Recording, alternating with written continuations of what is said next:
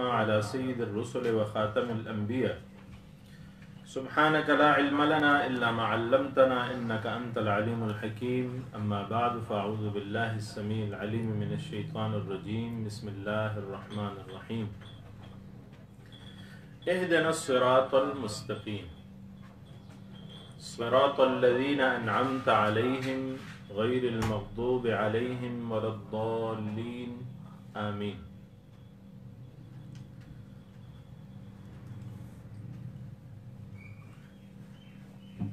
اہدنا الصراط المستقیم میں پہلے ہدایت کا بیان ہو چکا ہے.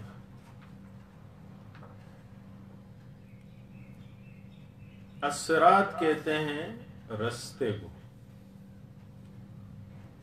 المستقیم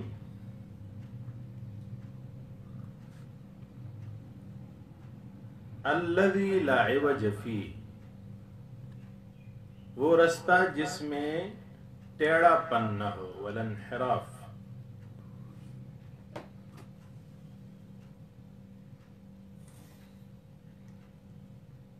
صراط مستقیم کا ایک معنی ہے الصراط السوی،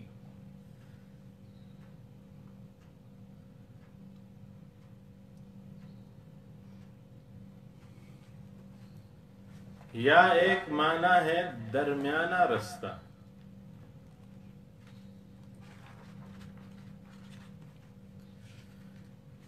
آپ معنی کر سکتے ہیں وہ رستہ جو سیدھا ہو، لا عوج فی، جس میں کجی نہ ہو. جناب رسول اللہ صلی اللہ علیہ وآلہ وسلم صحابہ کرام رضوان اللہ علیہم اجمعین کی محفل میں بیٹھے ہوئے تھے.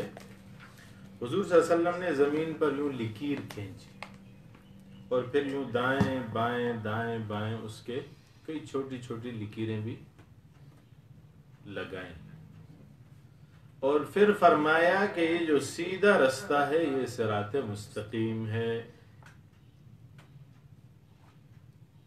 اور یہ ادھر ادھر کے رستے جو ہیں یہ گمراہی کے رستے ہیں. ایک حدیث پاک میں ہے کہ شیطان صراط مستقیم پر جگہ جگہ اپنے رستے کھول کے بیٹھا ہوا ہے.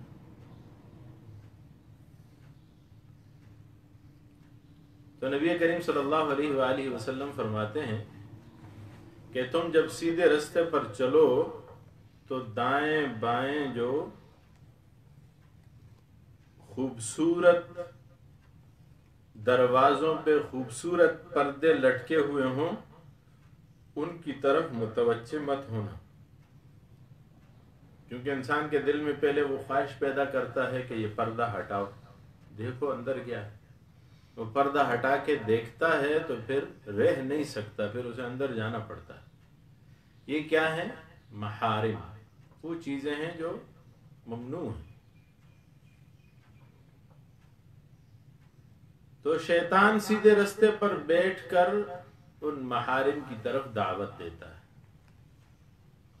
اور انسان اگر ایک دفعہ کسی حرام کام کی طرف متوجہ ہو جائے تو پھر وہ حرام میں پڑ جاتا ہے، اور جب پڑ جائے تو پھر وہ حرام کا تسلسل جاری رکھنا چاہتا ہے. اب شیطان کی محنت کیا ہے؟ ایک اس کی بڑی محنت، ایک یہ ہے کہ آپ کو ایمان سے صاف کر دے. ایمان سے جب آپ کو صاف کر دے گا تو پھر آپ کو وہ چھوڑ دیتا ہے، آپ اور وہ برابر ہو گئے.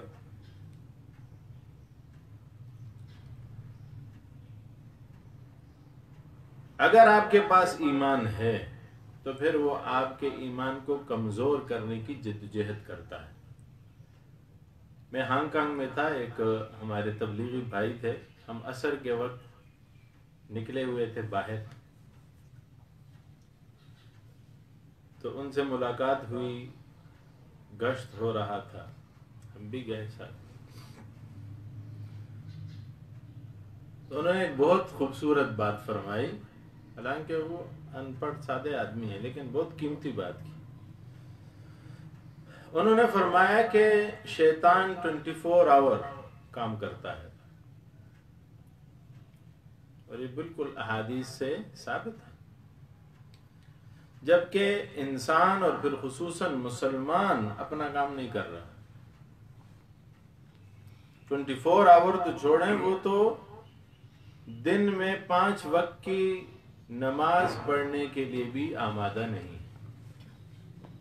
100 بہانے بناتا ہے اس کے لیے۔ تو شیطان اگر آپ کا ایمان اس سے محفوظ ہو گیا تو وہ ایمان کو کمزور کرنا شروع کر دیتا ہے۔ ایمان کی کمزوری کیا ہے؟ جو بھی آپ نیک اعمال کریں گے وہ رکاوٹ بنے گا اور آپ کے برے اعمال کی طرف توجہ دلائے گا۔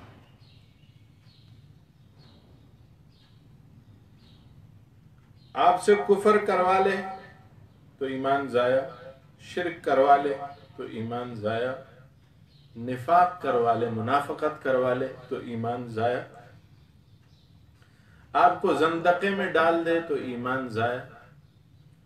اگر یہ سارے کام نہیں کر سکے اور آپ اس سے بچ کے نکل جائیں تو آپ کو فسق و فجور میں مبتلا کر دیتا ہے، بڑے گناہوں میں ڈال دیتا ہے۔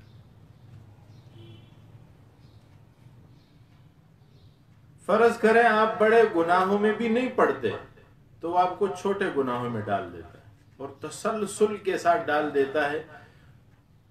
علماء فرماتے ہیں کہ چھوٹا گناہ جب مسلسل ہو تو وہ بھی گناہ کبیرہ بن جاتا ہے۔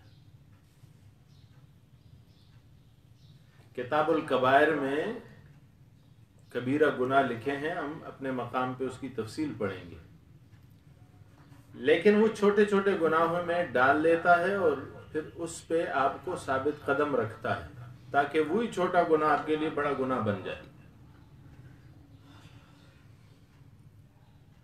فرض کریں آپ چھوٹے گناہوں سے بھی بچ نکلتے ہیں اور آپ نیکی کے اعمال کرتے ہیں تو پھر ان نیکی کے اعمال میں وہ مخل ہونا شروع ہو جاتا ہے۔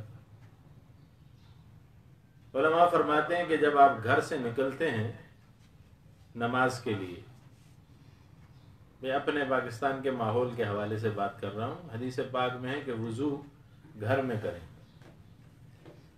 لیکن فرض کریں آپ نے وضو مسجد میں آ کے کرنا ہے تو گھر سے جب آپ نکلیں گے تو یہ گھر میں ہی آپ کے 100 کام پہلے بنا دے گا، ادھر ادھر سے کسی کو بھیجے گا، یہ فلاں کام کرنا ہے، یہ فلاں کام کرنا ہے، اسی وقت سارے کام یاد دلوا دیتا ہے جب نماز کا ٹائم۔ اس سے آپ نکل آتے ہیں، رستے میں یہ کوئی ایسے کام آپ کے حوالے کر دیتا ہے کہ آپ مسجد کے رستے سے بازار کے رستے پہ چلے جاتے ہیں۔ پھر آپ نے ایمان، یعنی ہر لمحہ آپ نے ایمان کو حاضر رکھنا ہے اور مقابلہ کرنا ہے شیطان کے ساتھ۔ پھر یہ کیا کرتا ہے کہ جب آپ مسجد رستے سے بھی نکل کے مسجد میں آ گئے، آپ وضو کر رہے ہیں تو وہ وضو میں آپ کے استنجا میں، وضو میں شکوک و شبہات ڈال دیتا ہے، وضو ہوا نہیں ہوا۔ پھر وضو بھی آپ نے کر لیا تو تکبیر تحریمی سے آپ کو چھڑانے کی کوشش کرتا ہے۔ پہلی تکبیر سے آپ رہ گئے تو آپ کا ثواب ناقص ہو، اس نے یہ کام کما لی۔ پھر آپ نماز میں کھڑے ہو گئے تو بھی آپ کو نہیں چھوڑے گا، آپ نماز پڑھ رہے ہیں، یہ آپ کو نماز میں اپنے خیالات میں لگا دیتا ہے تاکہ نماز کی روحانیت ختم ہو جائے، اور یہ اپنے فائدے نقصان کے بارے میں سوچتا ہے اور انسان کے فائدے نقصان کے بارے میں سوچتا ہے۔ ایک صحابی کا واقعہ ملتا ہے کہ ایک صحابی تھے رضی اللہ تعالیٰ عنہ، صحابہ کرام تو سارے نماز کو زیادہ اہمیت دیتے تھے۔ ایک صحابی تھے، بارش ہوئی تھی تو وہ گھر سے باہر نکلا، بوڑھا بھی تھا، ظاہر ہے اس وقت ایسے پکے ہوئے روڈ اور رستے بنے ہوئے نہیں تھے، کیچڑ پھیلا ہوا تھا رستے میں۔ وہ بارش کے پانی میں کیچڑ میں گر گیا تو اس کے کپڑے خراب ہوئے۔ وہ واپس آیا، اس نے کپڑے دھوئے یا نئے پہنے، پھر چل پڑا، پھر گرا، پھر واپس ہوا، کپڑے بدلے یا دھو ڈالے، پھر روانہ ہوا، تیسری دفعہ بھی گر گیا، پھر واپس آیا، پھر کپڑے پہنے، پھر چلا۔ تو یہ شیطان جو ہے انسانی شکل میں آیا اور اسے کہنے لگا، ایک نوجوان کی شکل، کہا کہ بابا میرے کندھوں پہ بیٹھ جاؤ، میں تمہیں مسجد پہنچاتا ہوں۔ اسے اٹھا کے مسجد میں پہنچایا، مسجد کے دہلیز کے اندر خود نہیں گیا، اسے کہا کہ جاؤ نماز پڑھو۔ اس نے کہا بھلے آدمی، نماز کا وقت ہے، تم مجھے نماز کے لیے لے آئے ہو، خود نماز نہیں پڑھو گے؟ اس نے کہا میں نمازیں نہیں پڑھتا۔ اس نے کہا کیوں؟ کہا کہ میں شیطان ہوں۔ تو اس نے کہا تو نے ڈیوٹی کب سے بدل دی ہے؟ تو مسجد سے لوگوں کو نکالتا ہے، اب لوگوں کو مسجد لانے کا کام کب سے شروع کر دیا؟ تو شیطان نے کہا کہ میں سودے کی بات ہے، حالات کی بات ہے، فائدے نقصان کو میں دیکھتا ہوں، اگر آپ کا نقصان مسجد میں آنے سے ہوتا ہے تو میں آپ کو مسجد میں لے آتا ہوں،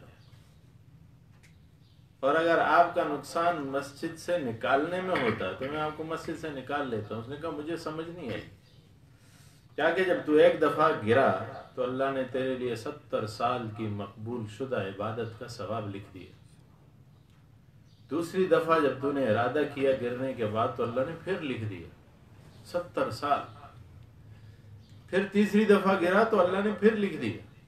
میں نے کہا یار یہ تو مفت میں اتنے ثواب کما رہا ہے، اسے لے جاؤ مسجد، ہی کتنی رکعتیں پڑھے گا؟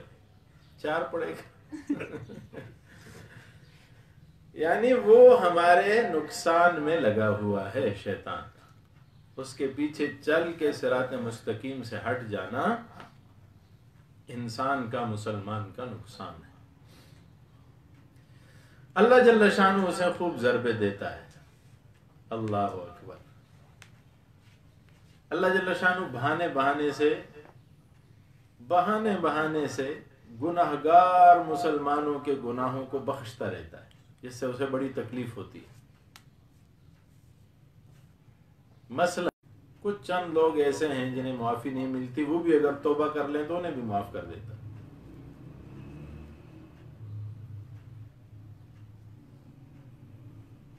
اس کے علاوہ آگے بڑھیے،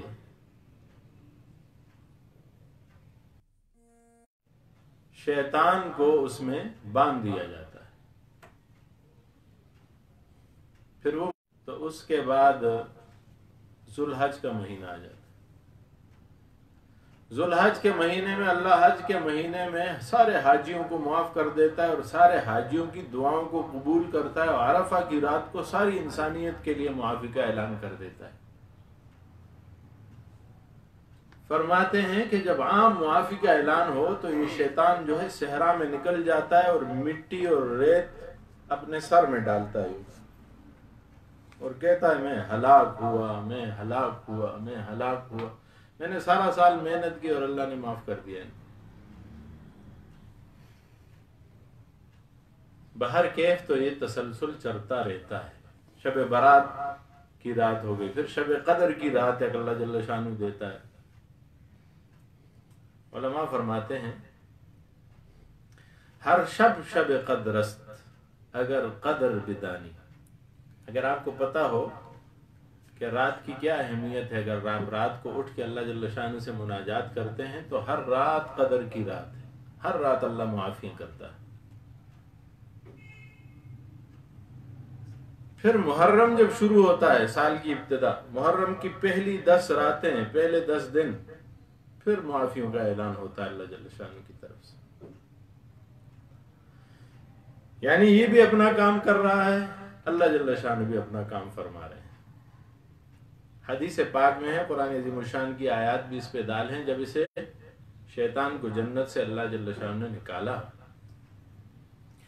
تو اس نے کہا کہ مجھے مہلت دیجیے، اللہ نے کہا جاؤ تمہیں مہلت دی۔ تو یہ اللہ جل شانہ سے کہنے لگا کہ میں جس وجہ سے تو نے مجھے نکالا ہے نا، یعنی انسان کی وجہ سے، میں ان کے رستوں میں بیٹھوں گا، لَأُضِلَّنَّهُمْ وَلَأُمَنِّيَنَّهُمْ، میں انہیں گمراہ کروں گا، انہیں آرزوؤں میں مبتلا کروں گا. ایک جگہ کہا کہ میں ان کے آگے سے آؤں گا، ان کے پیچھے سے آؤں گا، ان کے دائیں سے آؤں گا، ان کے بائیں سے آؤں گا، انہیں گمراہ کروں گا، نہیں چھوڑوں گا تمہاری طرف. قسمیں اٹھا کے اس نے کہا، شیطان. تو اللہ جل شانہ نے فرمایا کہ جا تو اپنا کام کر، لیکن میرا بندہ گناہ اور معصیت و غلطی کر کے جب واپس میرے پاس آئے گا اور معافی چاہے گا، جب تک معافی مانگتا رہے گا میں تب تک معاف کرتا رہوں گا. سبحان اللہ. تو عرض کر رہا تھا کہ صراط مستقیم کے رستے میں شیطان بیٹھا ہوا ہوتا ہے، سیدھے رستے سے آدمی کو ہٹاتا ہے.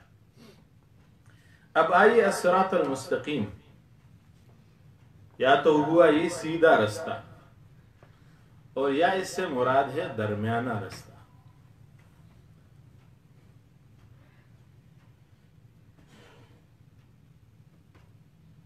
اب صراط مستقیم سے اگر درمیانہ رستہ مراد لے لیں تو اس سے وہ رستہ مراد ہے جس میں افراط اور تفریط نہ ہو، جس میں بہت زیادہ سختی بھی نہ ہو، جس میں بہت زیادہ نرمی بھی نہ ہو. یعنی ایسا دین جو درمیانہ دین.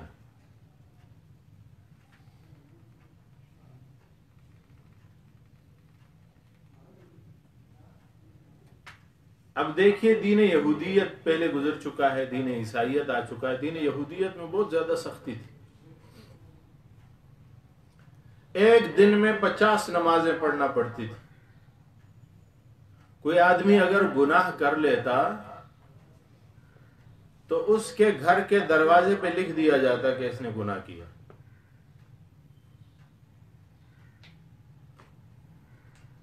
اگر کسی کے کپڑے پہ گندگی لگ جاتی تو دھونے سے صاف نہیں ہوتی تھی، اسے کاٹنا پڑتا تھا.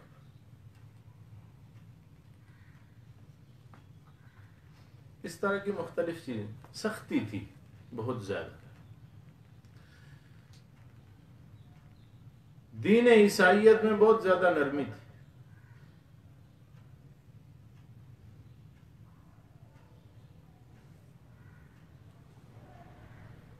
تو اللہ جل شانہ نے ایک ایسا دین نازل کیا قرآن کی اور اسلام کی شکل میں، جناب رسول اللہ صلی اللہ علیہ وآلہ وسلم کو عطا کر کے، کہ جو درمیانہ تھا.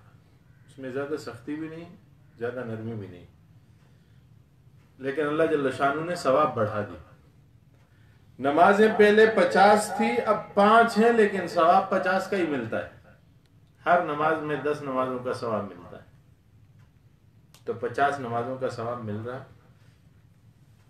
تو افراط و تفرید سے پاک ہونا یہ انسان کے لیے بہت ضروری عمل ہے اور اسے اپنانے کی ضرورت ہے.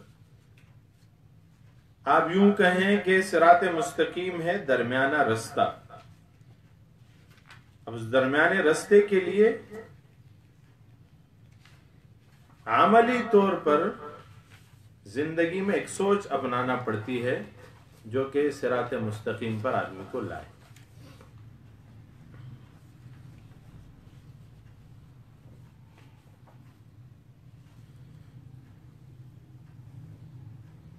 ہم یا تو کسی چیز کو بہت زیادہ نرم لے لیتے ہیں یا بہت زیادہ سخت لے لیتے ہیں، درمیانے رستے کو اپناتے نہیں. مثلا آج کے دور میں ایک وبا پھیلی ہے تو کچھ لوگ اس کا مذاق اڑا رہے ہیں. کچھ لوگ خوف میں اتنے مبتلا ہو گئے ہیں کہ اسی کو سمجھ لیا ہے کہ بس زندگی اور موت تو اس وبا کے ساتھ جڑی ہوئی. ایمان اللہ پہ رکھنا ہے اور تدابیر کو اختیار کرنا ہے. استہزاء بھی نہیں کرنی، مذاق نہیں اڑانا، اور نہ یہ کہنا ہے کہ ہم مقابلہ کریں گے. ہم مقابلہ کریں گے. بھائی کس چیز سے مقابلہ کرو گے؟ اللہ سے. اگر یہ اللہ کی طرف سے ہے تو پھر مقابلہ کس سے؟ آپ وبا سے کر رہے ہیں یا جس نے وبا بھیجی ہے اس سے کر رہے ہیں؟ تو یہ وہ صراط مستقیم سے ہٹی ہوئی باتیں ہیں. صراط مستقیم پہ چلیں، نہ مقابلے کی بات کریں، نہ بالکل خود کو گرائیں، اپنے کام خود کریں۔ کچھ لوگ گھروں میں بند ایسے پڑے ہیں، اپنے کمرے میں بند، خوف کی وجہ سے کہ اپنا جو ذاتی کام ہے وہ بھی نہیں کرتے، وہ بھی کسی اور کو کہتے ہیں کہ میرا فلاں کام کر دو۔ اب صراط مستقیم کیا ہے؟ نہ ظلم کرو نہ ظلم سہو، درمیان میں رہو۔ ظلم کرنا بھی غلط ہے، ظلم سہنا بھی غلط ہے۔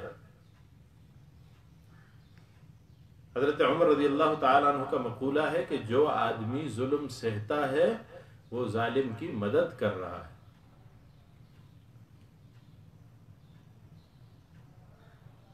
اب کچھ لوگ یہ سمجھتے ہیں، یہ بھی صراط مستقیم سے ہٹ کر بات ہے، کچھ لوگ کہتے ہیں دعا کرو، کچھ کہتے ہیں صرف علاج کرو، دعاؤں سے کچھ نہیں ہوتا۔ کچھ لوگ کہتے ہیں دعا کرو علاج مت کرو۔ بھئی درمیانے رستے پہ کیوں نہیں آ جاتے آپ؟ دعا بھی کریں اور تدبیر بھی کریں، علاج کو ممنوع چیزیں تو نہیں ہیں۔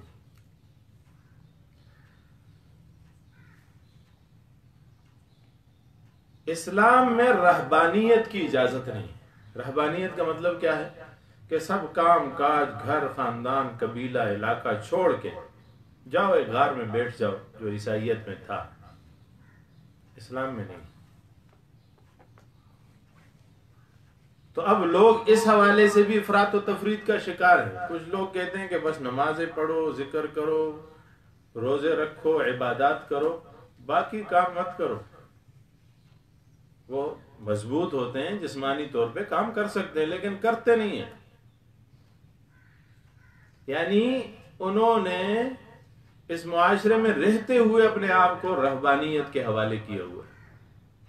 کام نہیں کرتے، کسی کے غم شادی میں، خوشی میں شریک نہیں ہوتے، کسی کے ساتھ اپنا تعلق نہیں رکھتے۔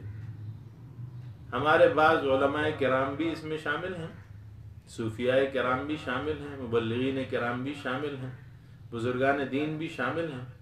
وہ اپنے آپ کو ایک مستقل الگ سے ایک مخلوق سمجھتے ہیں، عام لوگوں سے بات نہیں کرتے، عام لوگوں کے کام میں نہیں جاتے، ان کے ساتھ ایسے رویہ اختیار کرتے ہیں کہ گویا یہ کوئی الگ سے مخلوق، حالانکہ ایسا نہیں ہونا چاہیے۔ نبی کریم صلی اللہ علیہ وسلم جب آتے تھے تو لوگوں میں گھل مل جاتے تھے۔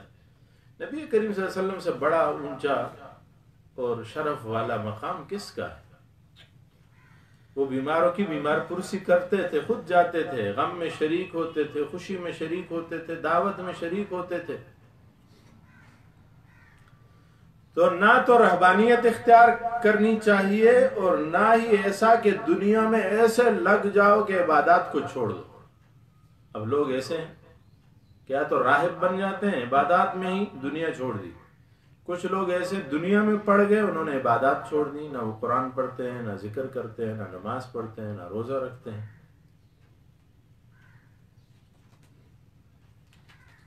تو صراط مستقیم ان دونوں کے بیچ میں ہے۔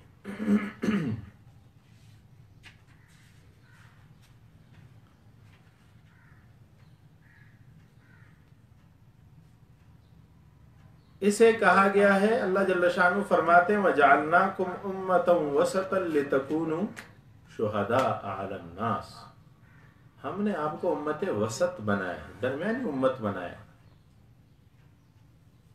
كُنْتُمْ خَيْرَ أُمَّةٍ أُخْرِجَتْ لِلنَّاسِ، بہترین امت ہو۔ کیوں؟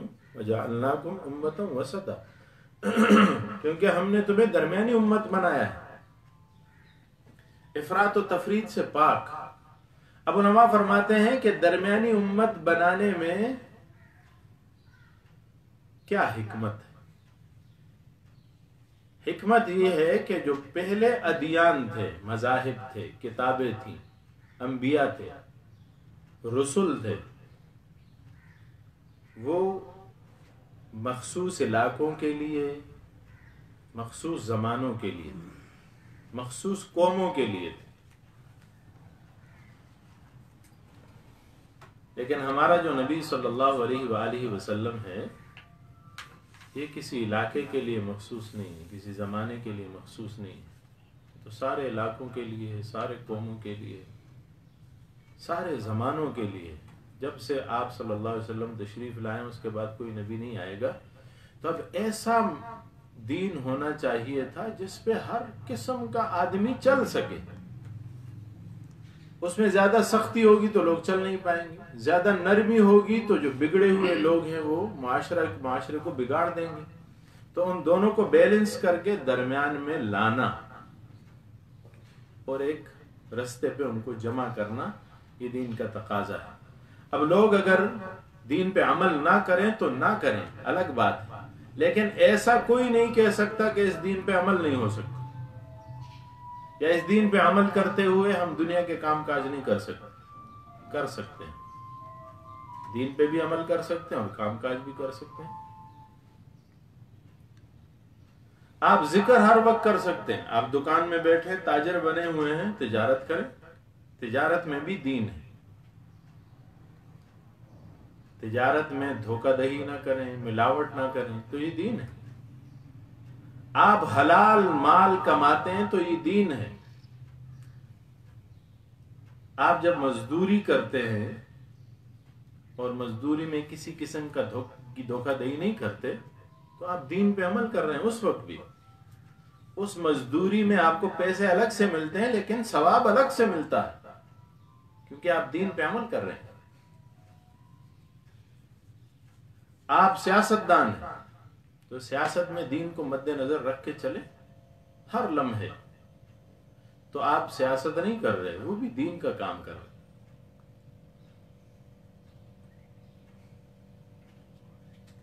آپ اگر حکومت کر رہے ہیں، حکومت میں دین کو سامنے رکھ کے چلیں، رعایا پر ظلم نہ کریں، رعایا کے حقوق کا خیال رکھیں، ان پہ شرعی قوانین نافذ کریں، اللہ جل شانہ کے احکامات پہ عمل کریں، رسول اللہ صلی اللہ علیہ وسلم کے طریقے سے اپنے لیے رہنمائی حاصل کریں، تو آپ دین پہ عمل کر رہے ہیں. بادشاہی اور دین دونوں ساتھ ساتھ چل سکتے ہیں. نبی کریم صلی اللہ علیہ وآلہ وسلم واحد وہ انسان ہیں کائنات میں جنہوں نے مزدوری سے لے کر بادشاہی تک کی ساری زندگی اپنی سنت سے پرو کے ہمارے سامنے رکھ دی. حضور صلی اللہ علیہ وسلم نے مزدوری بھی کی ہے، یومیہ مزدوری کی ہے، اور حضور اکرم صلی اللہ علیہ وسلم ہی کا فرمان ہے کہ ایک مزدور جو ہے اس سے اللہ محبت کرتا ہے. مزدور کے حقوق اللہ کے نبی نے بتائے، آتوا الاجیر اجرہ قبل ان یجف عرقہ. مزدور کو اس کی مزدوری اس کا پسینہ خشک ہونے سے پہلے دو. یہ حقوق ہے. تو مزدور سے شروع کیا، خود حضور صلی اللہ علیہ وسلم مزدور بھی رہے، پھر تاجر بھی رہے، پھر معلم بھی رہے. حضور اکرم صلی اللہ علیہ وسلم ایک کمیونٹی کے، ایک خاندان کے بڑے بھی رہے. پھر نبی کریم صلی اللہ علیہ وسلم ایک مصلح کے طور پہ لوگوں کے بیچ میں مصالحتیں بھی کرتے رہے. حضور صلی اللہ علیہ وسلم امانت دار بھی رہے، لوگوں کی امانتیں آپ کے پاس آتی تھیں. ابھی تک نبی کریم صلی اللہ علیہ وسلم نے نبوت کا اعلان نہیں کیا تھا، اس سے پہلے کی باتیں. پھر حضور اکرم صلی اللہ علیہ وآلہ وسلم معاشرے میں معلم بنے، لوگوں کو اخلاق سکھائے، عادات اعلیٰ اور اشرف. پھر نبی کریم صلی اللہ علیہ وآلہ وسلم مسلمانوں کے نبی کے طور پہ متعارف ہوئے. پھر لوگوں کے ساتھ معاہدے کیے، پھر جنگیں ہوئیں، جہاد ہوا. پھر اس کے بعد نبی کریم صلی اللہ علیہ وسلم نے مکہ کو فتح کیا، پھر بادشاہ بنے. تو مزدور سے لے کر بادشاہ تک کے جتنے مراحل زندگی میں آئے، نبی کریم صلی اللہ علیہ وسلم نے ان سب کے لیے رہنمائی فراہم کی. تو اب کوئی یہ نہیں کہہ سکتا کہ میں تاجر ہوں، نبی تو نبی تھے، میں تو تاجر ہوں. بھائی نبی بھی تاجر رہے. مزدور یہ نہیں کہہ سکتا کہ میں مزدوری کر رہا ہوں، میں کیسے نماز پڑھوں، میں کیسے عبادت کروں، مجھے کہاں سے رہنمائی ملے گی. بھئی آپ کو بھی ملے گی، کیونکہ ہمارے نبی تو مزدور بھی رہے. بادشاہ نہیں کہہ سکتا کیونکہ حضور بادشاہ بھی رہے. قاضی القضات، چیف جسٹس نہیں کہہ سکتا کیونکہ حضور چیف جسٹس بھی رہے ہیں. اپنے فوج کا سربراہ نہیں کہہ سکتا کیونکہ حضور فوج کے سربراہ بھی رہے ہیں. حضور صلی اللہ علیہ وسلم پالیسی ساز اداروں کے سربراہ بھی رہے. تو ہر ایک کے لیے ایک پیغام ہے کہ آئیے اور دین پہ چلیے، اس صراط مستقیم ہے، اس میں کوئی افراط و تفریط نہیں ہے، اس پہ چلا جا سکتا ہے. تو یوں کہہ دینا کہ دین پہ چلنا ممکن نہیں ہے دنیا کو لے کر، یہ ایک جاہلانہ بات ہے. یہ صراط مستقیم ہے اور کامل و مکمل رستہ ہے، اور اس رستے پر چل کر ہی آدمی نجات پا سکتا ہے، نہیں تو افراط اور تفریط کا شکار ہو جائے گا. فرمایا اہدنا الصراط المستقیم، اے اللہ ہمیں چلائیے درمیانے رستے پر، سیدھے رستے پر. صراط الذین انعمت علیہم، کون سا رستہ؟ ان لوگوں کا رستہ جن پہ آپ نے انعام کیا. اولئک الذین انعم اللہ علیہم من النبیین والصدیقین والشہداء والصالحین. منعم علیہم کون ہیں؟ جن پہ انعام کیا گیا. وہ چار طبقے اللہ جل شانہ نے خود دوسری جگہ قرآن میں ذکر کیے کہ وہ انبیاء ہیں، صدیقین ہیں، شہداء ہیں اور صالحین. اب ان کو دیکھیں تو اس میں بھی سارے لوگ شامل ہو جاتے ہیں. انبیاء علیہ الصلوۃ والسلام تو بڑا طبقہ ہے. صدیقین میں علماء کرام فرماتے ہیں کہ صحابہ کرام میں 2 خلفاء راشدین ابوبکر صدیق اور حضرت عمر فاروق رضی اللہ عنہما شامل ہیں. شہداء ہیں، پھر اس میں سارے شہداء آ جاتے ہیں. اس میں حضرت عثمان بھی شامل ہیں رضی اللہ تعالیٰ عنہ، حضرت علی بھی شامل ہیں، ان کو بھی شہید کیا گیا. اور باقی صحابہ کرام رضوان اللہ علیہم اجمعین جن جن جنگوں میں، احد کی جنگ میں شہید ہوئے، اس کے علاوہ شہید ہوئے، حضرت حسین رضی اللہ تعالیٰ عنہ شہید ہوئے، حضرت امیر حمزہ شہید ہوئے، وہ سارے شہداء الی یومنا ھذا، آج کے دن تک جتنے لوگ شہید ہوئے سارے شہداء میں شامل ہیں. والصالحین، اور نیک لوگ. اب نیک لوگ تو سارے صحابہ کرام سارے نیک لوگ تھے، 1.25 لاکھ صحابہ، وہ سارے کے سارے وہ منعم علیہم میں شامل ہیں. آج بھی ان کے رستے کی جو اتباع کرے گا وہ اس میں شامل ہوتا جائے گا. اللہ جل شانہ ہمیں بھی صالحین کی صف میں شمار فرمائے. اہدنا الصراط المستقیم، اے اللہ ہمیں چلا سیدھے رستے پر. کیونکہ چلانا صرف اللہ جل شانہ کا ہی کام ہے. رستہ دکھانا تو سب دکھا سکتے ہیں. دیکھیے ہدایت جو ہے وہ اللہ کے ہاتھ میں ہے. ایصال المطلوب کہ نعمت والوں کے رستے پر لانا کس کا کام ہے؟ اللہ کا. راہ دکھانے میں تو سب شامل ہیں، پیغمبر، نبی، رسول، صحابہ کرام، علماء کرام. قرآن کریم خود ہادی ہے. ہم آگے پڑھیں گے لا ریب فی ذلک الکتاب لا ریب فیہ ھدی للمتقین. متقین کو یہ قرآن ہدایت کرتا ہے. ہر مبلغ، تبلیغ میں نکلا ہوا ہر شخص وہ ہادی ہے، ہدایت کرنے والا ہے، لوگوں کو سیدھے رستے پہ لانے والا ہے. لیکن یہ کس حوالے سے؟ اراۃ الطریق کے حوالے سے. رستہ دکھا رہا ہے کہ آئیے اس رستے پہ، لیکن اس رستے پہ چلانا وہ اللہ کا کام. نبی کریم صلی اللہ علیہ وآلہ وسلم اپنے چچا ابو طالب کے پاس گئے. حضرت علی رضی اللہ تعالیٰ عنہ نے بتایا کہ ابو طالب یعنی اس کے والد وفات کے حالات میں ہیں، آپ جائیے ان کو دعوت دیجئے، وہ اسی طرح دنیا سے چلے جائیں گے. ساری تفاسیر نے ذکر کیا انک لا تہدی من احببت ولکن اللہ یہدی من یشاء کے نیچے. فرماتے ہیں کہ حضرت علی رضی اللہ تعالی عنہ نے انہیں پہلے دعوت دے دی تھی، باپ نے، والد نے نہیں مانا. تو اتنے میں ابو جہل اور اس کے ساتھی اینڈ کمپنی سارے آ گئے. انہوں نے جب دیکھا کہ یہ کوشش کریں گے آخر میں، تو جناب رسول اللہ صلی اللہ علیہ وسلم کے پیچھے حضرت علی گئے، حضور تشریف لائے، ابو طالب کو دعوت دی. وہ خاموش ہو گیا. وہ خاموش رہا. اتنے میں ابو جہل نے کہا کہ کیا تم اس دین کے لیے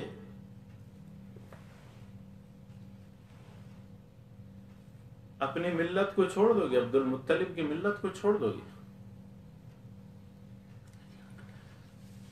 اگر تم ایسا کرو، آج کے الفاظ میں اسے نقل کرتا ہوں کہ ہمارے قوم کی ناک کٹ جائے گی کہ تو اپنے دین پہ قائم نہیں رہ سکے.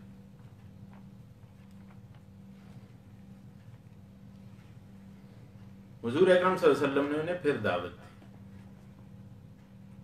حضور صلی اللہ علیہ وسلم نے فرمایا، ایک روایت میں ہے، میں نے اپنے والد بزرگوار رحمہ اللہ سے سنی کہ حضور صلی اللہ علیہ وآلہ وسلم نے اس کے کان میں اسے کہا کہ میرے کان میں کلمہ پڑھ لو، میں قیامت کے دن گواہی دوں گا کہ ابو طالب نے میرے کان میں کلمہ پڑھا تھا. حضور صلی اللہ علیہ وسلم نے بہت محنت کی. کیوں کی؟ اس وجہ سے کہ حضور صلی اللہ علیہ وسلم بھی نبی ہیں، رسول ہیں، اور ہر نبی کی یہ عادت ہے کہ وہ کسی کا احسان اپنے اوپر نہیں چھوڑتا. حضور اکرم صلی اللہ علیہ وآلہ وسلم فرمایا کرتے تھے کہ دو لوگوں کے مجھ پہ بہت احسانات ہیں، ایک ابو طالب اور ایک ابو بکر. ان کے احسانات کا بدلہ میں نہیں دے سکتا. ابو طالب نے مشکل حالات میں حضور صلی اللہ علیہ وسلم کا ساتھ دیا، اور ابو بکر نے ہر حال میں حضور صلی اللہ علیہ وسلم کا ساتھ دیا. ایمان بھی لے آئے، وہ ایمان نہیں لائے. خیر، حضور صلی اللہ علیہ وسلم نے جب یہ فرمایا تو ابو جہل نے پھر آگے بڑھ کے کہا کہ اچھا تم اپنی ملت کو چھوڑ دو گے، اس کا مطلب. اور پھر اسے اپنے قوم کی دعوت پہ کھڑا ہونے کی تلقین کی، اپنے طریق پہ کھڑا ہونے کی تلقین کی. تو ابو طالب کے منہ سے یہ الفاظ نکلے، علی ملت عبد المطلب، میں عبد المطلب کی ملت پہ. حضور صلی اللہ علیہ وسلم چھوڑ کے آ گئے، اور حضور صلی اللہ علیہ وسلم بہت رنجیدہ تھے، خفا تھے کہ کیوں اس نے میری بات نہیں مانی.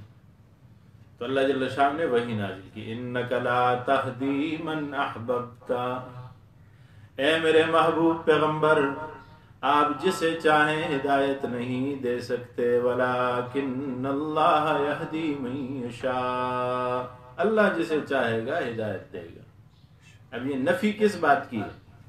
نفی ارات الطریق کی نہیں ہے، رسول اللہ سے رستہ دکھانے کی نفی نہیں ہے، ایصال المطلوب کی نفی ہے کہ آپ جسے چاہیں ہدایت پر لا نہیں سکتے، آپ ہدایت کا رستہ دکھا سکتے. اہدنا الصراط المستقیم، اے اللہ ہمیں چلا سیدھی راہ پر، سیدھی راہ پہ لا. کون سا رستہ؟ صراط الذین انعمت علیہم، ان لوگوں کا رستہ جن پہ آپ نے انعام کیا، غیر المغضوب علیہم، نہ ان لوگوں کا رستہ جن پہ غضب کیا گیا، ولا الضالین، اور نہ گمراہوں کا رستہ. اب دیکھیے صراط الذین انعمت علیہم،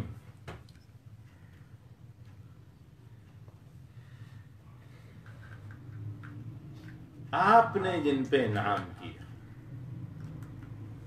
ولا الضالین اور غیر المغضوب، وہاں پہ یہ نہیں فرمایا. لفظ کو سمجھیے، صراط الذین انعمت علیہم، یہ نہیں فرمایا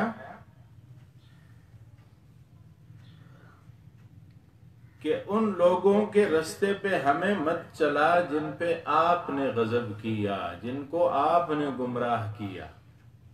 انعام میں اللہ کی طرف نسبت کی، لیکن غضب میں اور گمراہی میں اللہ کی طرف نسبت نہیں. صراط الذین انعمت علیہم، رستہ ان لوگوں کا جن پر آپ نے انعام کیا، غیر المغضوب علیہم، ان لوگوں کا رستہ نہیں جن پہ غضب کیا گیا، ولا الضالین، نہ ہی گمراہوں کا رستہ. اب علماء فرماتے ہیں کہ اس سے مراد کون ہے؟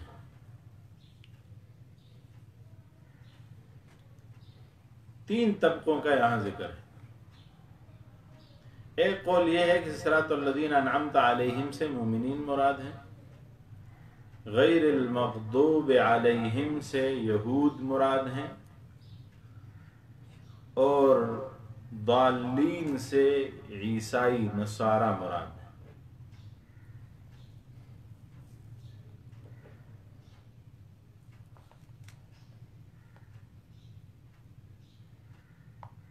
یہ اقوال مفسرین کرام نے بیان کیے۔ غیر المغضوب علیہم سے یہود مراد ہیں، یہ ابن عباس کا بھی قول ہے اور عبداللہ ابن مسعود کا بھی قول ہے۔ علامہ ابن جریر نے اسے ذکر کیا جلد 1 صفحہ 41۔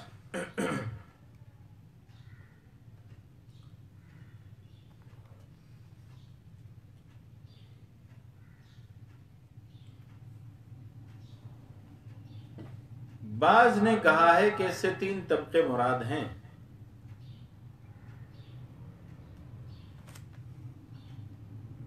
جس کی طرف مولانا عبدالحق محدث دہلوی نے اشارہ کیا کہ اس سے مراد 3 طبقے ہیں۔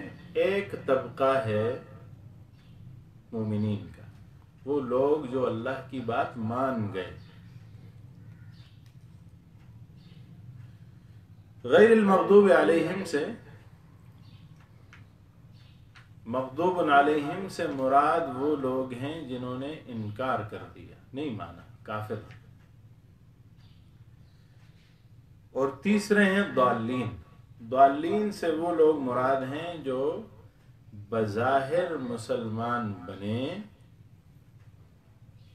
اور حقیقت میں مسلمان نہیں تھے، اپنے فائدے نقصان کو دیکھتے کہ فائدہ مسلمانوں کی طرف ہے تو اس طرف آ جاتے تھے، فائدہ کفار کی طرف ہے تو اس طرف چلے جاتے تھے۔ مذبذبین بین ذالک لا الہ ہؤلاء ولا الہ ہؤلاء، اس طرف بھی نہیں تھے اس طرف بھی نہیں تھے، پگ ڈنڈی پہ چل رہے ہیں، دیکھتے ہیں دائیں طرف سبزہ آ گیا ہے تو دائیں طرف چھلانگ لگا دیتے ہیں، دیکھتے ہیں بائیں طرف سبزہ آ گیا ہے تو بائیں طرف چھلانگ لگا لیتے ہیں۔ یہ منافقین کی زندگی تھی۔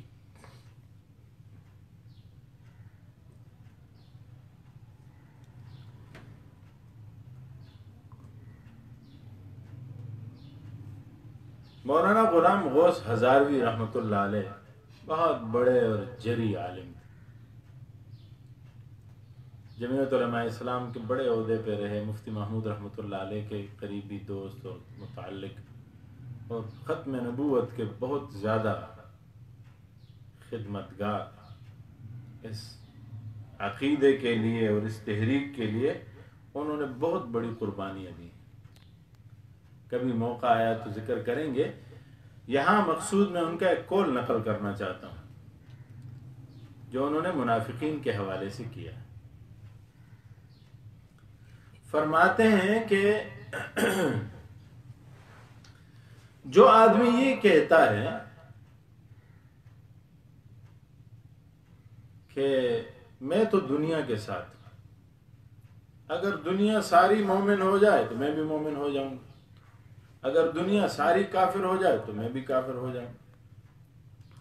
وہ جب چونکہ انتخابی تقاریر بھی اس میں بھی شامل رہے، پھر اسمبلی کا حصہ بھی رہے، تو جمہوریت کے حوالے سے وہ گفتگو کر رہے تھے، تو اس میں کہا کہ لوگ کہتے ہیں کہ ہم تو دین کے ساتھ تب ہیں جب اور لوگ بھی آپ کے ساتھ ہوں گے، ہم بھی آپ کے ساتھ ہو جائیں گے۔ شاید اس ضمن میں انہوں نے کہا ہو، میں اپنا ایک تخیل پیش کر رہا ہوں، لیکن بات دین کی، کہ لوگ اگر یہ کہیں کہ سارے لوگ اگر دیندار ہو جائیں تو میں بھی ہو جاؤں، اور سارے لوگ اگر کافر ہو جائیں تو میں بھی کافر ہو جاؤں۔ تو غلام غوث ہزاروی کہتے تھے کہ اگر کوئی آدمی ایسا کہتا ہے تو وہ ابھی سے کافر ہے، وہ مسلمان نہیں ہے۔ جو یہ سمجھتا ہے کہ سارے لوگ کافر ہو جائیں گے تو میں بھی ہو جاؤں گا، تو وہ ہو جاؤں گا نہیں، ابھی کافر ہے۔ اس کے ذہن میں یہ بات ہے کہ دین کی کوئی حقیقت نہیں۔ یہ نفاق ہے اصل میں، اسے کہتے ہیں منافقت، کہ لوگ اپنے فائدے کے حوالے سے سوچتے ہیں۔ بہرحال صراط الذین انعمت علیہم، رستہ ان لوگوں کا جن پہ آپ نے انعام کیا، غیر المغضوب علیہم، نہ ان لوگوں کا رستہ جن پہ غضب کیا گیا، ولا الضالین، نہ ان لوگوں کا رستہ جو کہ گمراہ۔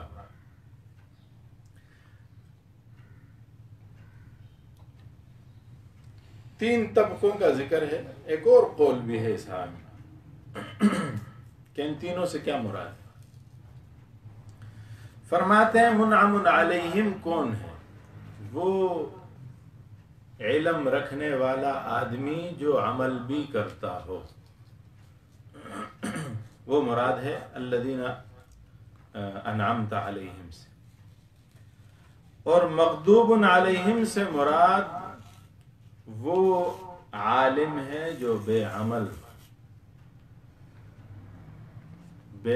علماء، یعنی ان کے پاس علم تو تھا لیکن وہ مانتے نہیں تھے، جیسے یہودیوں کی کتابوں میں، عیسائیوں کی کتابوں میں ہر چیز کی صراحت موجود تھی اور انہیں پتا تھا سب۔ اللہ جل شانہ خود فرماتے ہیں کہ یہ تمہیں جانتے ہیں، پہچانتے ہیں، اور ایسے پہچانتے ہیں کہ ایسے تو یہ اپنی اولاد کو بھی نہیں پہچانتے۔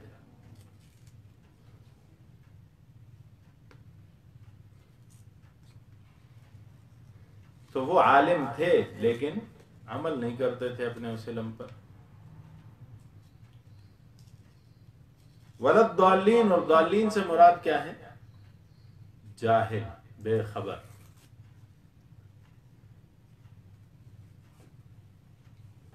اب پہلے اور تیسرے معنی کو اگر جوڑیں، ہم نے پہلا معنی کیا تھا انعمت علیہم سے مراد ایمان والے، مغضوب علیہم سے یہود ہیں، اور ضالین سے عیسائی مراد ہے۔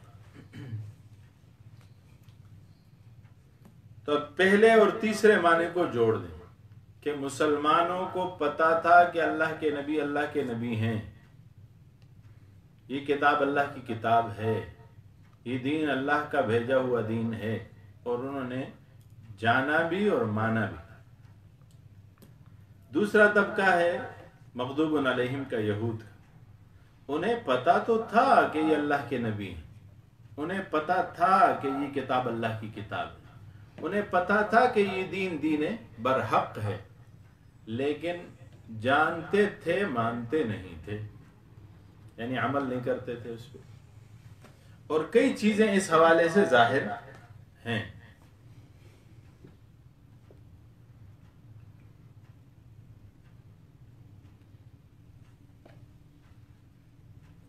کئی چیزیں اس حوالے سے ظاہر ہیں۔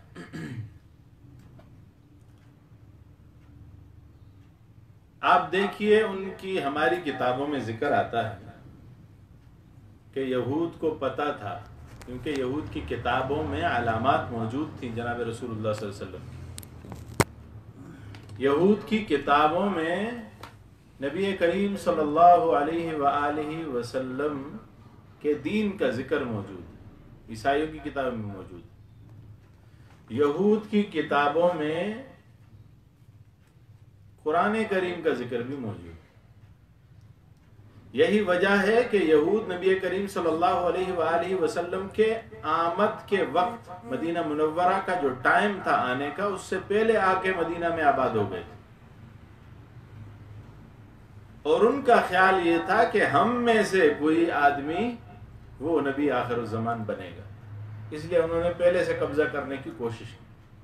اس سے معلوم ہوتا ہے کہ ان کی کتابوں میں ساری چیزیں موجود تھی، علامات موجود تھی، اور انہیں علم بھی تھا، قصدن نہیں مان رہے تھے۔ اہل مکہ میں بھی یہ بات ملتی ہے، احادیث میں ملتی ہے کہ ابو جہل اینڈ کمپنی جو سردار تھے سارے، ان سب کو پتا تھا کہ رسول اللہ صلی اللہ علیہ وسلم حق پیغمبر ہے۔ نبی کریم صلی اللہ علیہ وسلم جب طائف گئے اور طائف سے واپس آئے اور باغ میں بیٹھے ہوئے تھے، اور حضور صلی اللہ علیہ وسلم کے سر مبارک سے خون نکلا ہوا تھا اور جوتوں تک پہنچا ہوا تھا، ایک صحابی حضور کے ساتھ تھے، یہ اوپر پہاڑ پہ ابو جہل کھڑا تھا، اور اس کے ساتھ ایک آدمی تھا جس نے بعد میں یہ بات پھیلائی کہ میں نے اس سے پوچھا کہ یہ جو تمہارا بھتیجا ہے کیا یہ حق پہ ہے؟ اس نے کہا ہاں بالکل حق پہ ہے۔ انہوں نے کہا تم پھر مانتے کیوں نہیں ہو اس کی بات کو؟ تاکہ اس کی بات کو مان لیں تو اس کے پیچھے چلنا پڑے گا. ہماری سرداری کا کیا ہوگا پھر؟ اب اگر اسے ہم مان لیں کہ تو اللہ کا پیغمبر ہے تو پھر ہماری سرداریاں تو گئی نا. ہمارے نذرانے جو ہم لوگوں سے لے رہے ہیں، بیت اللہ کے مجاور بنے ہوئے ہیں، یہ تو سب کو سارا نظام ہی چلا جائے گا، ختم ہو جائے گا. پھر اس کے پیچھے چلنا پڑے گا. ہمارے والد صاحب رحمۃ اللہ علیہ کہا کرتے تھے کہ ابو جہل کو یہ پتا تھا کہ نبی کو مانے اس کی بات ماننی پڑے گی. بہت سے لوگ ایسے ہیں جنہیں یہ بات نہیں پتا. ان کا خیال ہے کہ بس نبی کو مان لو، نبی کی بات ماننے کی ضرورت نہیں ہے. یعنی صرف یہ مان لو کہ تم اللہ کے پیغمبر ہو، بس پھر اپنی مرضی کرو.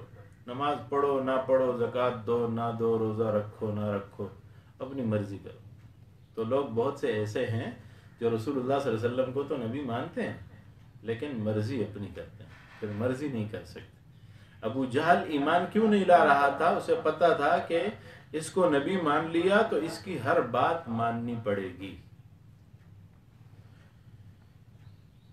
تو اس سے بھی ظاہر ہوتا ہے کہ انہیں ان باتوں کا پتا تھا کہ رسول اللہ صلی اللہ علیہ وسلم سچے پیغمبر ہیں، حق پیغمبر، لیکن مان نہیں رہے تھے. یعنی وہ عالم تھے کہ کتاب حق ہے، وہ عالم تھے کہ نبی حق ہے، وہ عالم تھے کہ دین حق ہے، لیکن بے عمل تھے، مانتے نہیں تھے.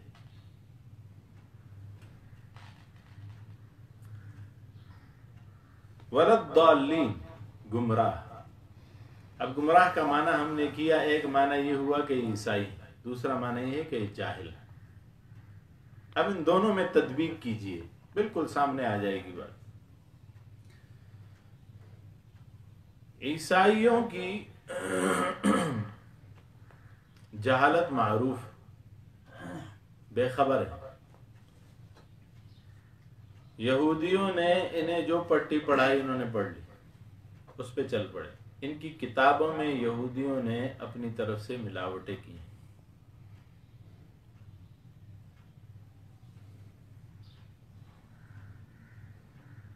آج سے غالباً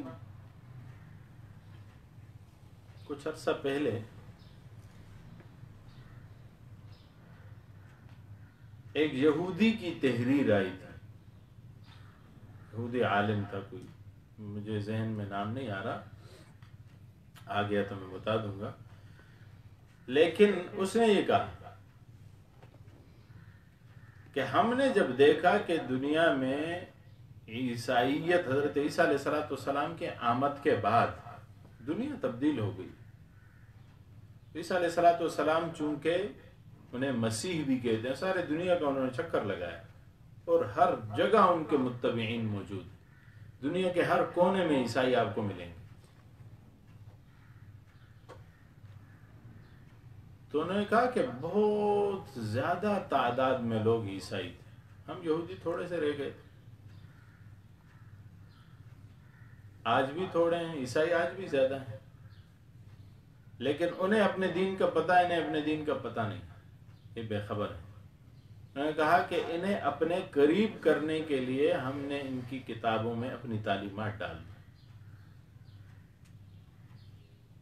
آج کل کا اگر کوئی عیسائی اپنے موجودہ ان کے تحریف شدہ نسخوں کے ذریعے سے اپنے مذہب کو مانتا ہے، تب بھی وہ آدھی یہودیت کو مان رہا ہوتا ہے، آدھا ان کے مذہب کو پھر بھی مان رہا ہوتا ہے. تو یہ اس سے عیسائی مراد ہیں، اور وہ جہالت کی وجہ سے مار کھا رہے ہیں، بے خبری میں مار کھا رہے ہیں. حدیث پاک میں آتا ہے کہ قرب قیامت سے قبل جب حضرت عیسیٰ علیہ السلام واپس آئیں گے تب انہیں پتہ چلے گا کہ یہ مسلمان جو ہیں یہ حق پہ ہیں اور یہ جو ہمیں پٹیاں پڑھاتے رہے یہ غلط ہے. پھر جو لڑائی ہوگی وہ مسلمان اور عیسائی مل کر یہودیوں کے خلاف لڑیں گے. احادیث مبارکہ میں جس طرح آتا ہے عیسیٰ علیہ السلام سربراہی کریں گے. 40 سال تک عیسیٰ علیہ السلام کی حکومت رہے گی. آپ کی وفات کے بعد پھر اختلاف پڑ جائے گا عیسائیوں میں اور مسلمانوں میں۔ بہر کیف تو یہ بے خبر ہیں، بعد میں جب انہیں خبر ملے گی، سمجھ آئے گی، تب یہ صحیح رستے پہ آ جائیں گے۔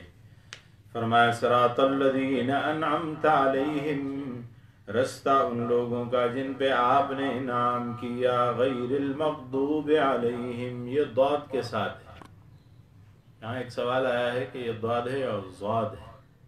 علماء فرماتے ہیں ہم نے اپنے اساتذہ سے سنا ہے کہ اقرأ القرآن بلحون العرب، قرآن کو عربی لحن میں پڑھو، اور لحن عربی کیا ہے آپ عرب کو سن لیں، وہ غیر المغضوب علیہم پڑھتے ہیں ولا الضالین، اور نہ ہی گمراہ۔ سورہ فاتحہ کی تکمیل کی طرف ہم پڑھ رہے ہیں۔ سورہ فاتحہ میں اللہ جل شانہ نے کیا مضامین ذکر کی؟ مضامین عدیدہ سورہ فاتحہ میں ہم نے پہلے بھی پڑھا کہ اس میں مذکور ہیں، لیکن آئیے ان کا ایک جائزہ لیتے ہیں۔ سورہ فاتحہ میں کچھ اسرار ہیں، چھپی باتیں ہیں، جنہیں مولانا عبدالحق محدث دہلوی رحمۃ اللہ علیہ نے تفسیر حقانی میں ذکر کیا ہے۔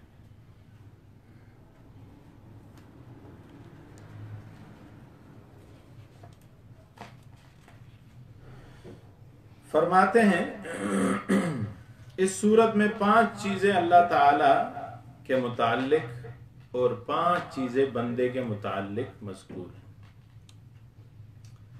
اللہ تعالی کے متعلق ہے اللہ رب رحمان رحیم مالک، اور بندہ کے متعلق ہیں عبادت، استعانت، طلب ہدایت، طلب استقامت، اور طلب نعمت کے ساتھ غضب الہی سے پناہ۔ 5 چیزیں ہیں۔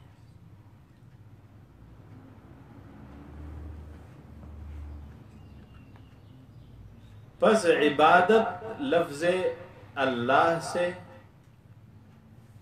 استعانت لفظ رب سے، اور ہدایت لفظ رحمان سے، اور طلب استقامت لفظ رحیم سے،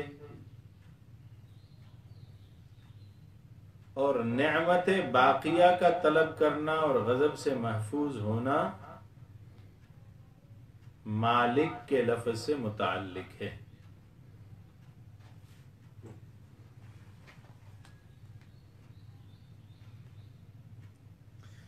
فرماتے ہیں اسی طرح انسان 5 چیزوں سے مرکب ہے، 5 چیزوں سے بنا ہے۔ ایک ہے اس کا بدن،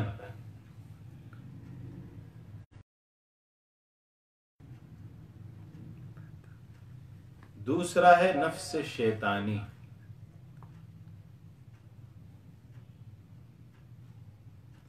تیسرا ہے نفس سبوعی، سباع سے،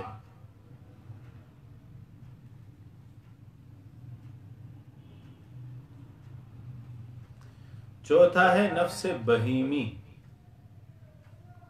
بہائم کہتے ہیں حیوانات، اور 5ویں چیز ہے جوہر ملکی، کہ جس کو عقل کہتے ہیں۔ بس یہ 5 چیزیں ان 5 اسماء سے ایک خاص مناسبت رکھتی ہیں، اور جس سے ان کی اصلاح ہوتی ہے۔ چنانچہ جوہر ملکی اس میں اللہ کے تجلی سے چمکتا ہے۔ الا بذکر اللہ تطمئن القلوب، اللہ کے ذکر سے دل مطمئن ہوتے ہیں۔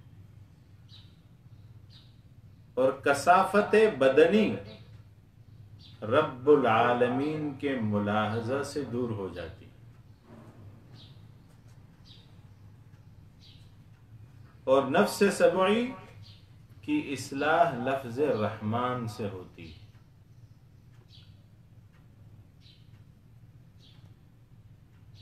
اور نفس شیطانی کی اصلاح لفظ رحیم سے متعلق ہے، اور نفس بہیمی پر مالک یوم الدین سے دہشت طاری ہوتی ہے۔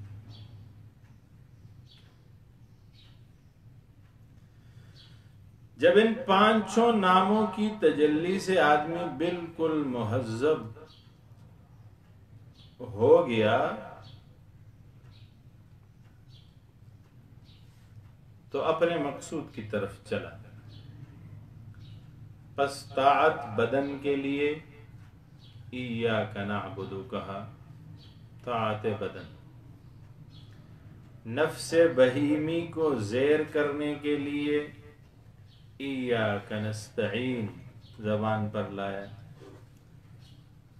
اور نفس سبعی کے پنجے سے اور شیطان کے چنگل سے بچنے کے لیے اہدنا الصراط المستقیم کہا، اور جن کا جوہر ملکی کامل ہے، یعنی جن کی ارواح مقدس ہیں، عظیم ہیں، ان کی رفاقت طلب کرنے کے لیے صراط الذین انعمت علیہم کہا، اور جن کی ارواح خبیث ہیں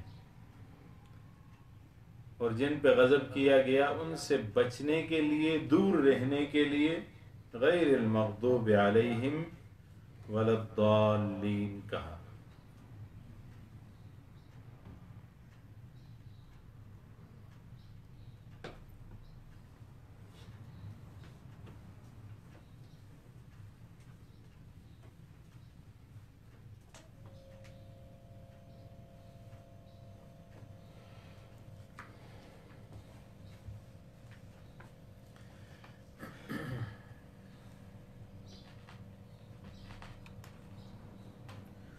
سورہ فاتحہ میں ہم نے پڑھا کہ علوم کا خزانہ ہے، اس میں جتنے آپ مسائل نکال سکتے ہیں۔ ایک حوالہ میں لکھوا دیتا ہوں، موقع ملے تو اسے ضرور دیکھیے۔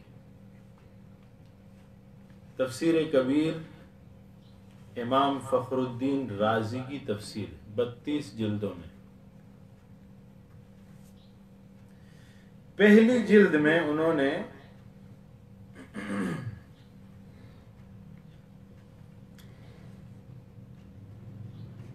سورہ فاتحہ کے عجیب اسلوب سے فضیلت بیان کی۔ میں اشارہ کر دیتا ہوں۔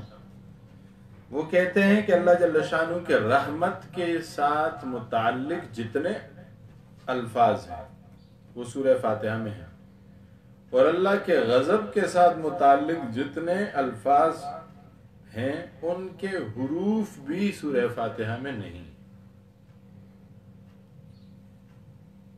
بڑا عجیب اسلوب ہے۔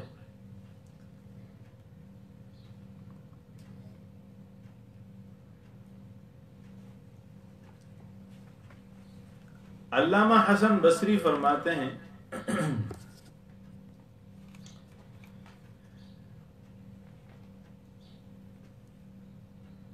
کہ ادرج اللہ علوم الکتب السماویہ، اللہ نے ساری آسمانی کتابوں کے علوم کو لکھ دیا ہے۔ ادرج اللہ، کہاں؟ فی القرآن۔ ادرج اللہ علوم الکتب السماویہ فی القرآن، اللہ نے سارے آسمانی کتابوں کے علوم کو قرآن میں جمع کر دیا۔ وَأَدْرَجَ جَمِيعَ الْقُرْآنِ فِي سُورَةِ الْفَاتِحَةِ، اور اللہ نے سارے قرآن کو سورہ فاتحہ میں جمع کر دیا۔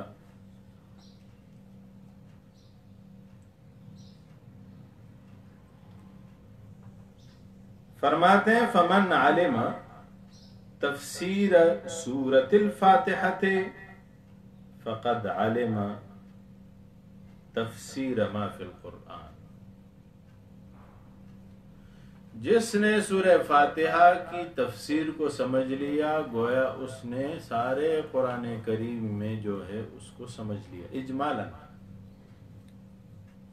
اجمالی طور پہ۔ تفسیر خود قرآن میں آتی ہے۔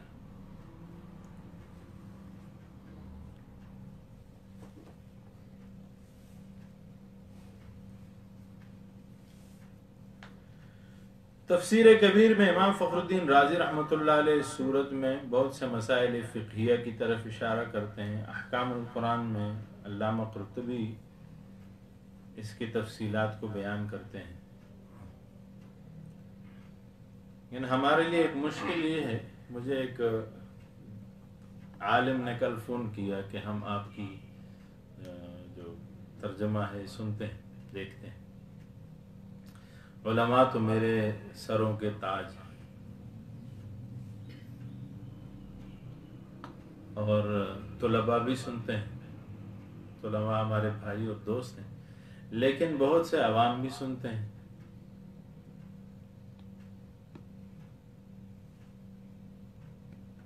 بہت سی بنات بھی سنتی ہیں، عورتیں بھی سنتی ہیں، بلکہ کئی مقامات پہ انہوں نے کہا کہ ہم کلاس لگاتے ہیں، باقاعدہ ایک جگہ پہ کسی چیز کو سیٹ کر کے اس میں لگا دیتے ہیں اور پھر سامنے اس کی ایک کلاس بنی ہوئی ہوتی ہے اور ہم پڑھتے ہیں۔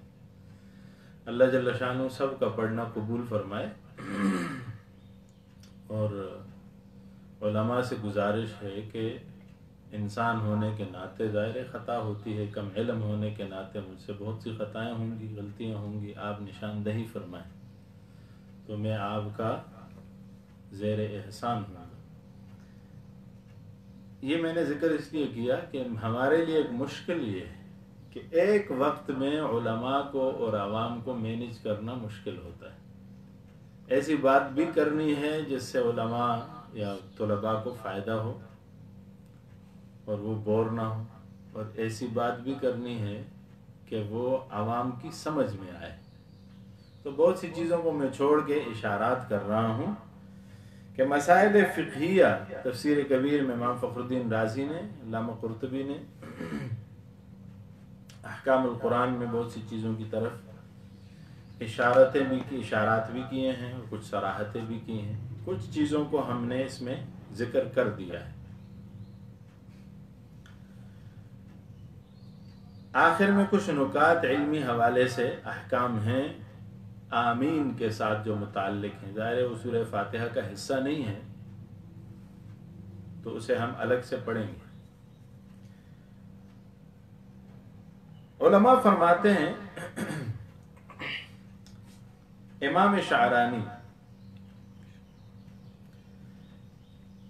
افضل الدین سے نقل کرتے ہیں، یعنی یہ ان کا بھائی ہے، امام شعرانی کا بھائی ہے افضل الدین، کہ سورہ فاتحہ میں 2,47,999 علوم ہیں۔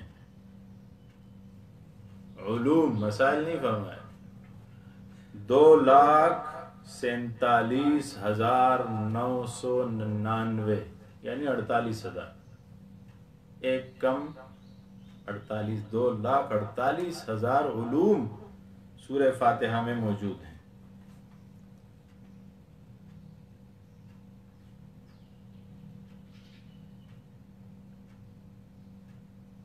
علامہ سیوطی کہتے ہیں کہ اس میں 70,400 علوم ہیں۔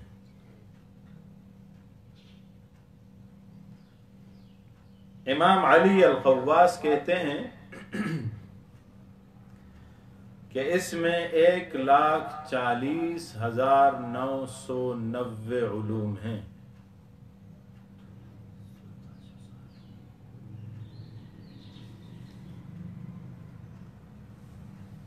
افضل الدین نے کہا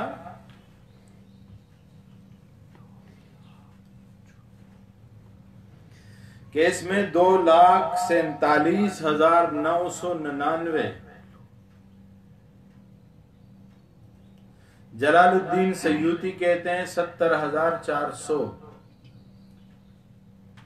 امام علی کہتے ہیں کہ 1,40,990۔ تفسیر کبیر میں امام فخر الدین رازی اس سے 10,000 مسائل نکالتے ہیں یا بتاتے ہیں، اس کی طرف اشارات کرتے ہیں۔ اب ان میں یہ تفاوت کیوں ہے، فرق کیوں ہے؟ کوئی کہتا ہے 2,47,000 ہیں، کوئی کہہ رہا ہے 10,000 ہے۔ اب ہر آدمی اپنے علم کے حساب سے بات کر رہا ہے، جسے جتنے موتی ملے سورہ فاتحہ سے اس نے اتنے شمار کی۔ میں حضرت علی رضی اللہ تعالیٰ عنہ کا ایک قول آپ کے سامنے پیش کرتا ہوں سورہ فاتحہ کے حوالے سے۔ حضرت علی فرماتے ہیں لو شئت لوقر 70 بعیرا من تفسیر سورۃ الفاتحہ لفعلت۔ فرماتے ہیں اگر میں چاہتا کہ سورہ فاتحہ کی تفسیر سے 70 اونٹوں کا بار کتابیں لکھتا تو میں ایسا کر سکتا تھا۔ لو شئت لوقر 70 بعیرا من تفسیر سورۃ الفاتحہ لفعلت۔ اب اس کا اندازہ لگائیں، 70 اونٹوں کا بار، فرض کریں ایک اونٹ کے کجاوے کے ایک سائٹ پہ، مطلب یہ کتاب ہے، اس کتاب کے آپ 100 نسخے بنا لیں،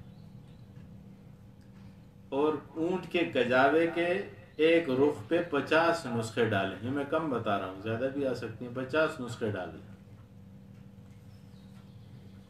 تو ایک اونٹ پہ کتنے نسخے آئیں گے؟ 100۔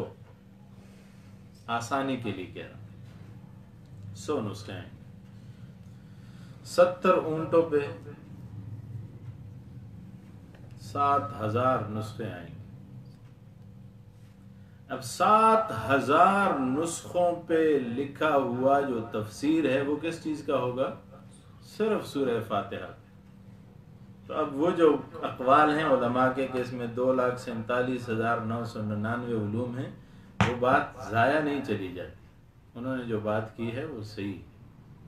حضرت علی کو بھی وہ علوم ملے ہیں، ویسے حضور نے نہیں فرمایا انا مدینۃ العلم وعلی بابها، میں علم کا شہر اور اس شہر کا دروازہ حضرت علی۔ علماء کرام نے اس کے ساتھ جوڑی ہیں چیزیں، انا مدینۃ العلم، میں علم کا شہر، وابو بکر اساسها، ابو بکر اس شہر کی بنیاد، وعمر جدارها، عمر اس کی دیواریں، وعثمان سقفها، عثمان اس کی چھت ہے، وعلی بابها، اور علی اس کا دروازہ ہے۔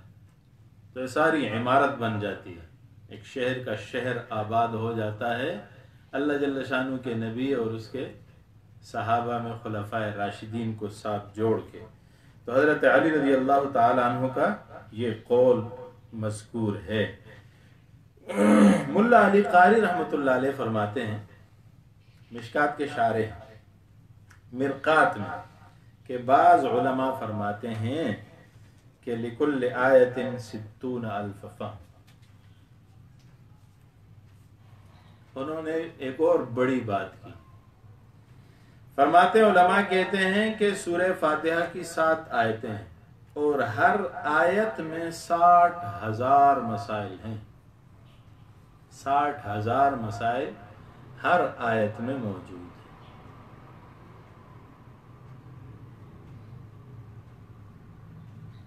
تو یہ ہے سورہ فاتحہ۔ ایک قول یہ ہے کہ قرآن کریم کے ہر حرف کے نیچے، ہر حرف، اب یہ نہ آیت کا ذکر ہو رہا ہے، نہ سورت کا ذکر ہو رہا ہے، نہ لفظ کا، کلمے کا نہیں، حرف کا ذکر ہو رہا ہے۔ الف لام میم میں 3 حروف ہیں، الف حرف ولام حرف ومیم حرف۔ علماء فرماتے ہیں کہ قرآن کریم کے ہر حرف کے نیچے 4 لاکھ مسائل موجود ہیں۔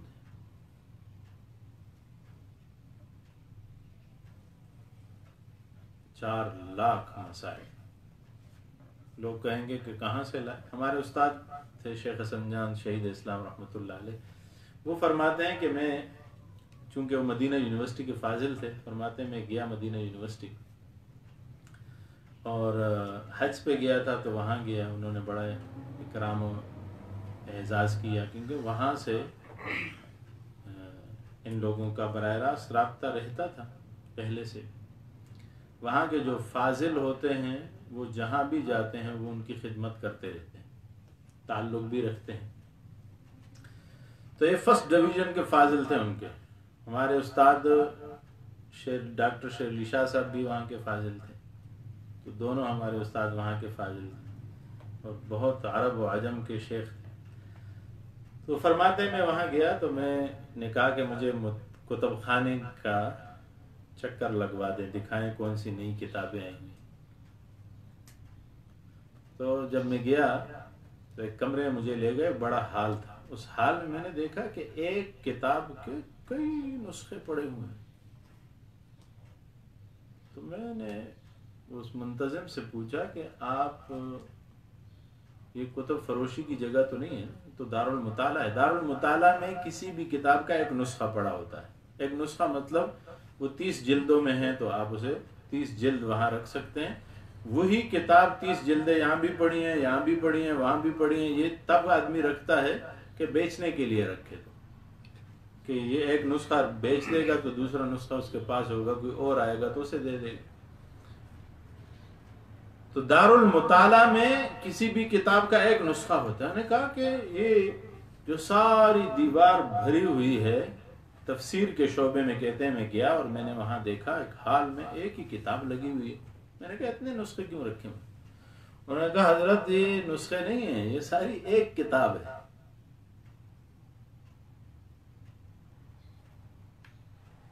تو فرماتے ہیں کہ میں حیران رہ گیا کہ ایک کتاب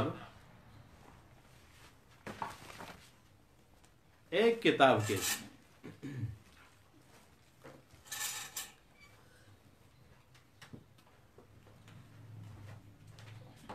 بہر کیف وہ کتاب کیا تھی، صرف اس کا ذکر کرتے ہیں۔